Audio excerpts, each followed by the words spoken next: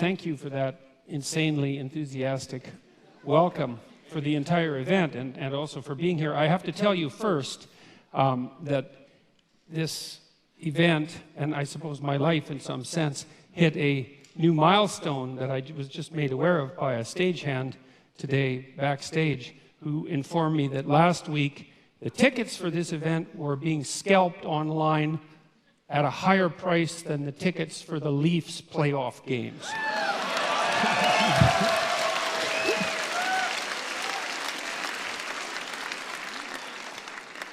So I don't know what to make of that.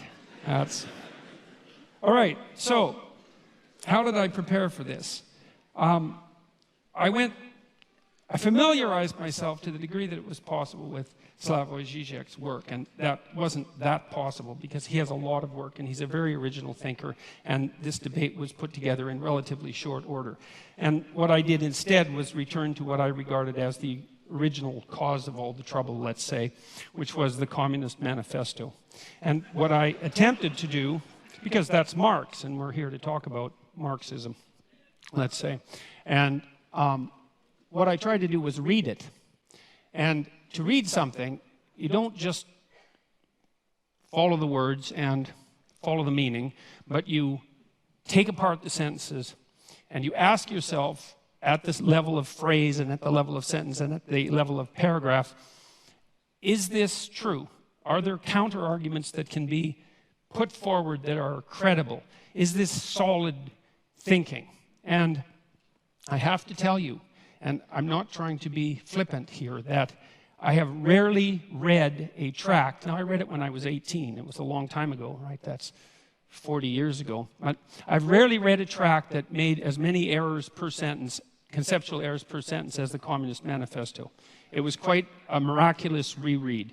It was interesting to think about it psychologically as well, because I've read student papers that were of the same ilk in some sense, although I'm not suggesting that they were of the same level of glittering literary brilliance and polemic quality. And I also understand that the Communist Manifesto was a call for revolution and not a standard logical argument. But that notwithstanding, I have some things to say about the authors psychologically. The first thing is that it doesn't seem to me that either Marx or Engels grappled with this particular fundamental truth, which is that almost all ideas are wrong.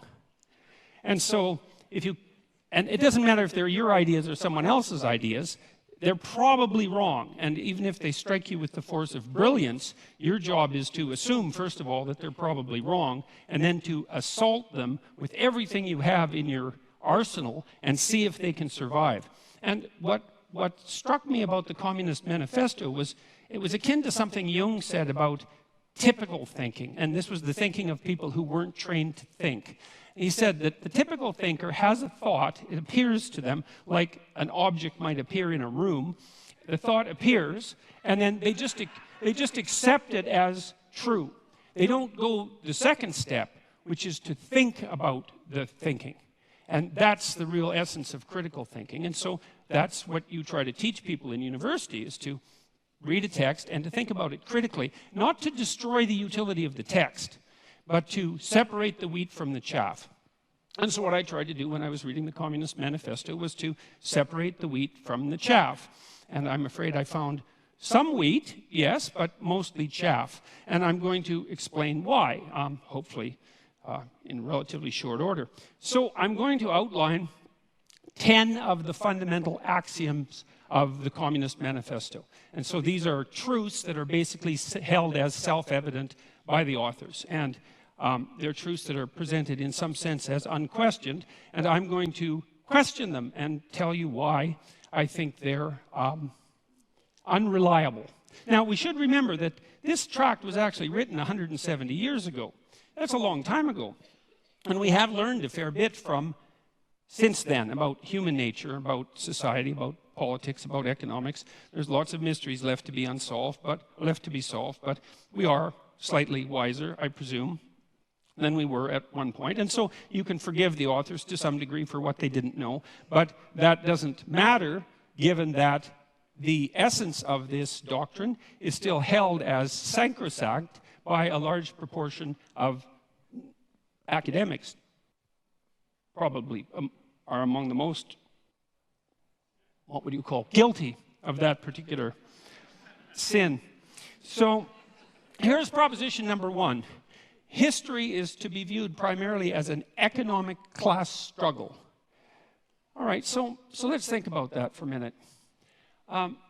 First of all, the proposition there is that history is primarily to be viewed through an economic lens, and I think that's a debatable proposition because there are many other motivations that drive human beings than economics, and those have to be taken into account, especially that drive people other than economic competition, like economic cooperation, for example.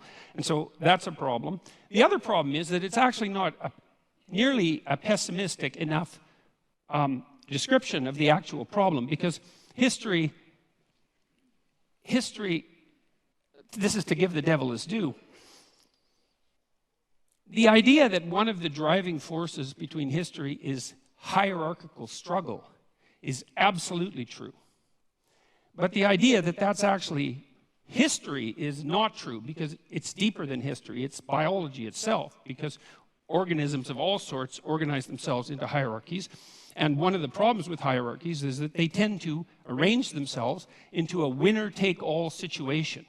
And so, that is implicit in some sense in Marx's thinking, because of course Marx believed that in a capitalist society, capital would accumulate in the hands of fewer and fewer people. And that actually is in keeping with the nature of hierarchical organizations.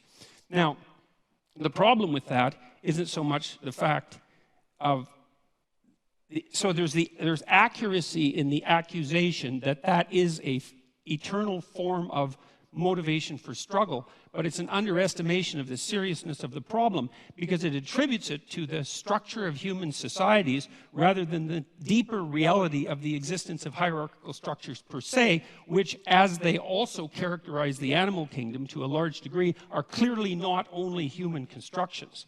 And the idea that there's hierarchical competition among human beings, there's evidence for that that goes back at least to the Paleolithic times. And so that's the next problem. It's that, well, this ancient problem of hierarchical structure is clearly not attributable to capitalism, because it existed long in human history before capitalism existed, and then it predated human history itself. So the question then arises, why would you necessarily, at least implicitly, link the class struggle with capitalism, given that it's a far deeper problem? And now, it's also, you've got to understand that this is a deeper problem for people on the left, not just for people on the right. It is the case that hierarchical structures dispossess those people who are at the bottom, those creatures who are at the bottom, speaking, say, of animals, but those people who are at the bottom, and that is a fundamental existential problem. But the other thing that Marx didn't seem to take into account is that there are far more reasons that human beings struggle than their economic class struggle, even if you build the hierarchical idea into that, which is a more comprehensive way of thinking about it. Human beings struggle with themselves, with the malevolence that's inside themselves, with the evil that they're capable of doing, with the spiritual and psychological warfare that goes on within them. And we're also actually always at odds with nature. And this never seems to show up in Marx, and it doesn't show up in Marxism in general. It's as if nature doesn't exist. The primary conflict, as far as I'm concerned, or a primary conflict that human beings engage in, is the struggle for life in a cruel and harsh natural world.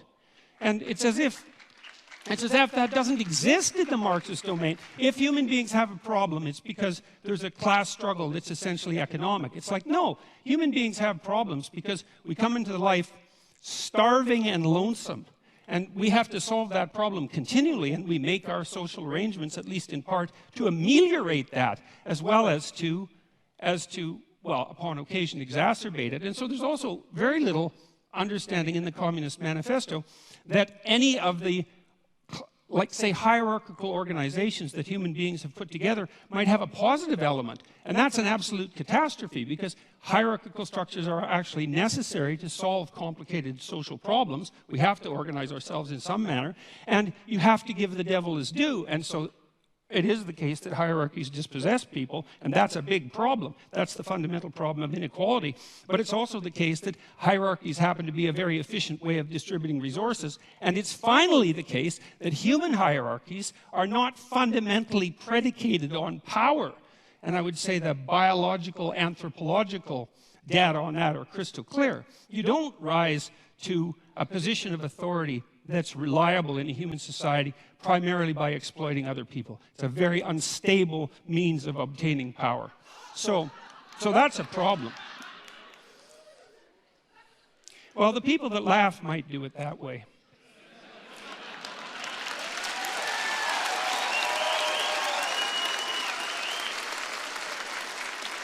Okay, now another problem that comes up right away is that Marx also assumes that you can think about history as a binary class struggle with clear divisions between, say, the proletariat and the bourgeoisie. And that's actually a problem because it's not so easy to make a firm division between who's exploiter and who's exploitee, let's say, because it's not obvious, like in the case of small shareholders, let's say, whether or not they happen to be part of the oppressed or part of the oppressor. This actually turned out to be a big problem in the Russian Revolution. And by big problem, I mean tremendously big problem. Because it turned out that you could fragment people into multiple identities, and that's a fairly easy thing to do. And you could usually find some axis along which they were part of the oppressor class. It might have been a consequence of their education, or it might have been a consequence of the wealth that they strived to accumulate during their life, or it might have been a consequence of the fact that they had parents or grandparents who were educated or rich, or that they were a member of the priesthood, or that they were socialists, or anyways, the listing of how it was possible for you to be bourgeois instead of proletariat grew immensely, and that was one of the reasons that the Red Terror claimed all the victims that it claimed. And so that was a huge problem. It was probably most exemplified by the demolition of the kulaks, who were basically peasant farmers, although effective ones in the Soviet Union, who had managed to raise themselves out of serfdom over a period of about 40 years and to gather some degree of material security about them. And about 1.8 million of them were exiled. About 400,000 were killed, and the net consequence of that removal of their private property because of their bourgeois status was arguably the death of 6 million Ukrainians in the famines of the 1930s. And so the binary class struggle idea, that was a bad idea. That was a very, very bad idea. It's also bad in this way, and this is a real sleight of hand that Marx pulls off, is you have a binary class division, proletariat and bourgeoisie, and you have an implicit idea that all of the good is on the side of the proletariat and all of the evil is on the side of the bourgeoisie. And that's classic group identity thinking. You know, it's one of the reasons I don't like identity politics, is because once you divide people into groups and pit them against one another, it's very easy to assume that all the evil in the world can be attributed to one group, the hypothetical oppressors, and all the good to the other. And that... Well, and that's naive. That's naive beyond comprehension, because it's absolutely foolish to make the presumption that you can identify someone's moral worth with their economic standing. So, and that actually turned out to be a real problem as well, because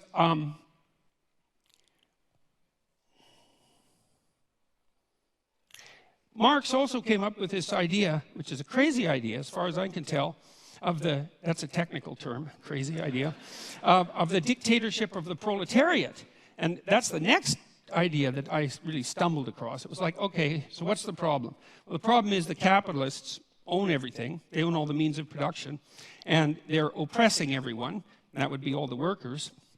And there's going to be a race to the bottom of wages for the workers as the capitalists strive to extract more and more value from the labor of the proletariat by competing with other capitalists to drive wages downward, which, by the way, didn't happen, partly because wage earners can become scarce, and that actually drives the market value upward. But the fact that you assume a priori that all the evil can be attributed to the capitalists and all the good, the bourgeoisie, and all the good could be attributed to the proletariat, meant that you could hypothesized that a dictatorship of the proletariat could come about, and that was the first stage in the communist revolution. And remember, this is a call for revolution, and not just revolution, but bloody, violent revolution, and the overthrowing of all existent social structures.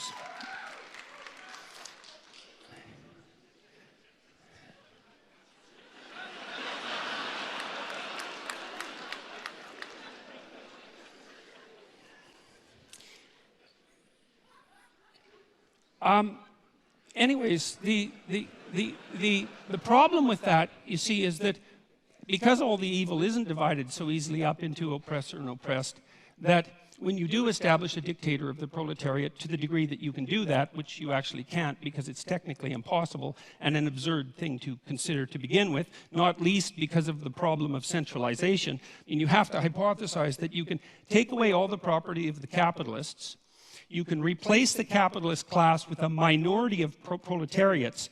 How they're going to be chosen isn't exactly clear in the Communist Manifesto. That none of the people who are from the proletariat class are going to be corrupted by that sudden access to power because they're, well, by definition, good. So then you have the good people who are running the world, and you also have them centralized so that they can make decisions that are insanely complicated to make, in fact, impossibly complicated to make. And so that's a failure conceptually on both dimensions because, first of all the proletariat aren't going to be good, and when you put people in the same position as the evil capitalists, especially if you believe that social pressure is one of the determining factors of human character, which the Marxists certainly believe, then why wouldn't you assume that the proletariat would immediately become as or more corrupt than the capitalists, which is, of course, I would say exactly what happened every time this experiment was run. And then the next problem is, well, what makes you think that you can take some system as complicated as, like, capitalist free market society and centralize that and put decision-making power in the hands of a few people, the mechanisms without specifying the mechanisms by which you're going to choose them? Like, what makes you think they're going to have the wisdom or the ability to do what the capitalists were doing, unless you assume, as Marx did, that all of the evil was with the capitalists and all the good was with the proletariats, and that nothing that capitalists did constituted valid labor, which is another thing that Marx assumed, which is palpably absurd, because people who are, like, maybe if you're a dissolute aristocrat from 1830 or earlier, and you run a feudal estate and all you do is spend your time gambling and chasing prostitutes, well, then your labor value is zero. But if you're running a business and it's a successful business, first of all, you're a bloody fool to exploit your workers, because even if you're greedy as sin, because you're not going to extract the maximum amount of labor out of them by doing that. And the notion that you're adding no productive value as a manager rather than a capitalist it's absolutely absurd. All it does is indicate that you either know nothing whatsoever about how an actual business works, or you refuse to know anything about how an actual business works. So that's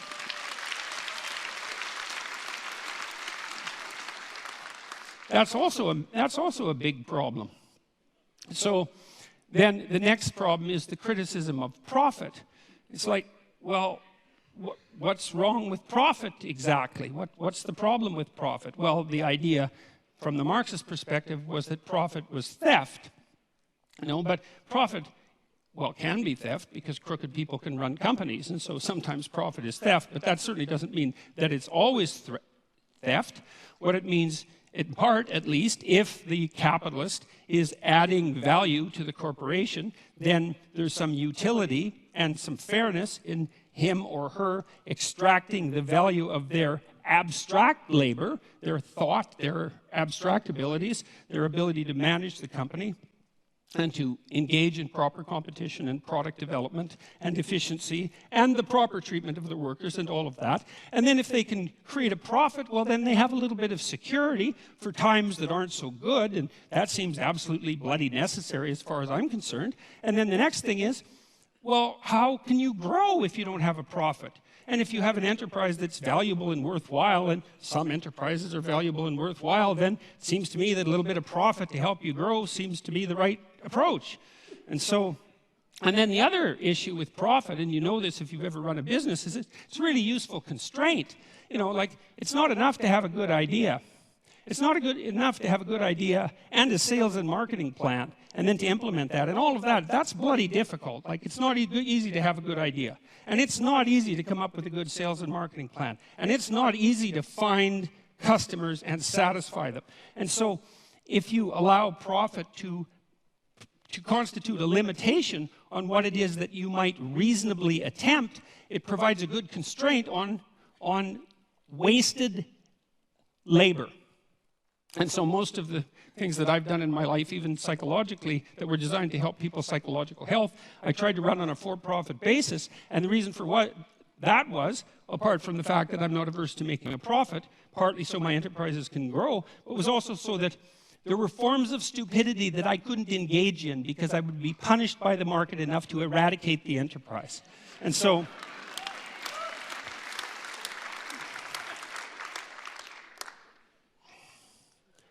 okay, and then so the next issue, this is a weird one. So Marx and Engels also assume that this dictatorship of the proletariat, which involves absurd centralization, the overwhelming probability of corruption, and impossible computation, as the proletariat now try to rationally compute the manner in which an entire market economy could run, which cannot be done because it's far too complicated for anybody to think through. The next theory is that somehow the proletariat dictatorship would become magically hyperproductive.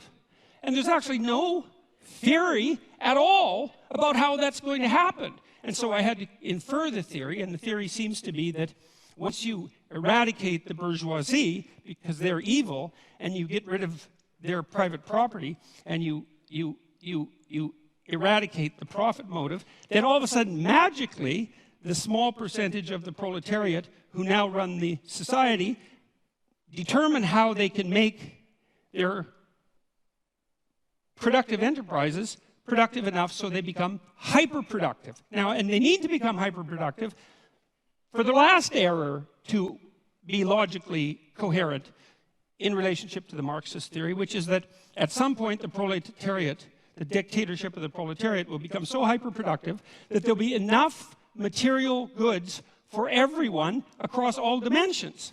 And when that happens, then what people will do is spontaneously engage in meaningful creative labor, which is what they had been alienated from in the capitalist horror show, and the utopia will be magically ushered in. But there's no indication about how that hyperproductivity is going to come about, and there's also no understanding that, well, that isn't the utopia that is going to suit everyone, because there are great differences between people.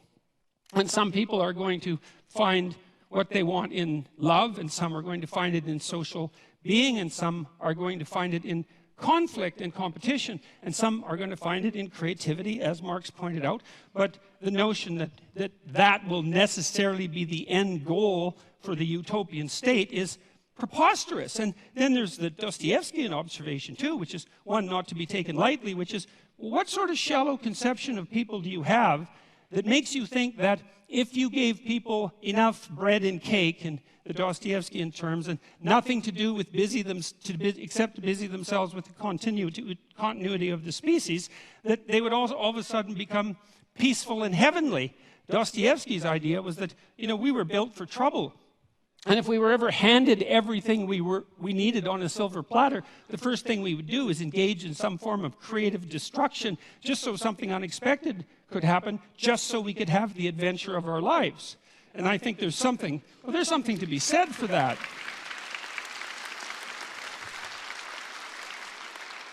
So, and then the last error, let's say, although by no means the last, was this, and this is one of the strangest parts of the Communist Manifesto, is Marx admits, and Engels admit repeatedly in the Communist Manifesto, that there has never been a system of production in the history of the world that was as effective at producing material commodities in excess than capitalism. Like that's extensively documented in the Communist Manifesto. And so if your proposition is, look, we got to get as much material security for everyone as possible, as fast as we can, and capitalism already seems to be doing that at a rate that's unparalleled in human history, wouldn't the logical thing be just to let the damn system play itself out? I mean, unless you're assuming that the evil capitalists are just going to take all of the flat screen televisions and put them in one big room and not let anyone else have one. The logical assumption is that, well, you're already on a road that's supposed to produce the proper material productivity. And so, well, that's 10 reasons, as far as I can tell, that. And so what I saw in that the Communist Manifesto is like seriously flawed in virtually every way it could possibly be flawed, and also all in evidence that Marx was the kind of narcissistic thinker who could think. He was a very intelligent person, and so was Engels. But what he thought when he thought was that what he thought was correct. And he never went the second stage, which is, well, wait a second, how could all of this go terribly wrong? And if you're a thinker, especially a sociological thinker, especially a thinker on the broad scale, a social scientist, for example, one of your moral obligations is to think, you know, you might be wrong about one of your fundamental axioms, or 2 or 3 or 10, and as a consequence, you have the moral obligation to walk through the damn system and think, well, what if I'm completely wrong here and things invert and go exactly the wrong way? And like, I just can't understand how anybody could come up with an idea like the dictatorship of the proletariat, especially after advocating its implementation with violent means, which is a direct part of the Communist Manifesto, and actually think, if they were thinking, if they knew anything about human beings and the proclivity for malevolence that's part and parcel of the individual human being, that could do anything but lead to a special form of hell, which is precisely what did happen. And so I'm going to close, because I have 3 minutes, with a bit of evidence as well that Marx also thought that what would happen inevitably as a consequence of capitalism is the rich would get richer and the poor would get poorer. So there would be inequality. The first thing I'd like to say is, we do not know how to set up a human system of economics without inequality. No one has ever managed it, including the communists. And the form of inequality changed, and it's not obvious by any stretch of imagination that the free market economies of the West have more inequality than the less free economies in the rest of the world. And the one thing you can say about capitalism is that although it produces inequality, which it absolutely does, it also produces wealth. And all the other systems don't. They just produce inequality.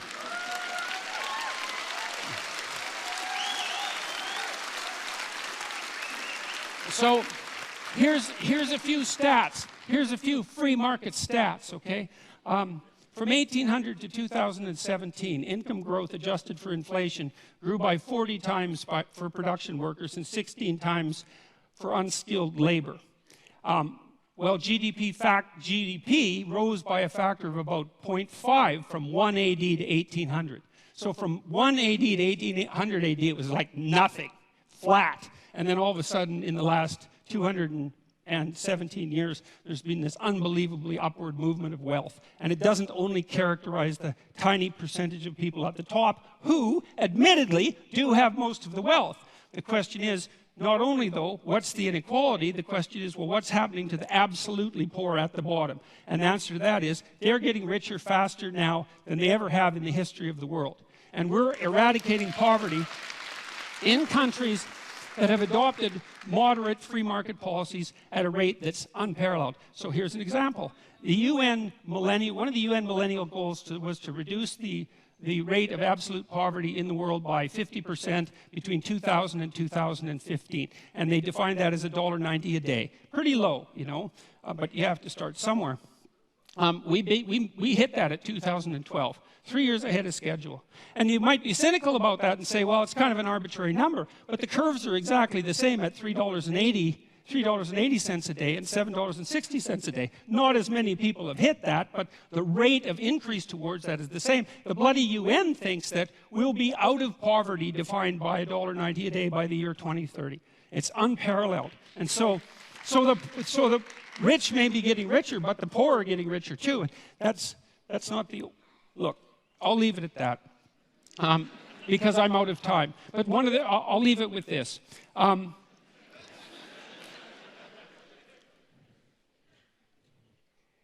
The poor are not getting poorer under capitalism. The poor are getting richer under capitalism by a large margin. And I'll leave you with one statistic, which is that now in Africa, the child mortality rate in Africa now is the same as the child mortality rate was in Europe in 1952. And so that's happened within the span of one lifetime. And so if you're for the poor, if you're actually concerned that the poorest people in the world rise above their starvation levels, then all the evidence suggests that the best way to do that is to implement something approximating a free market economy. And so, thank you very much.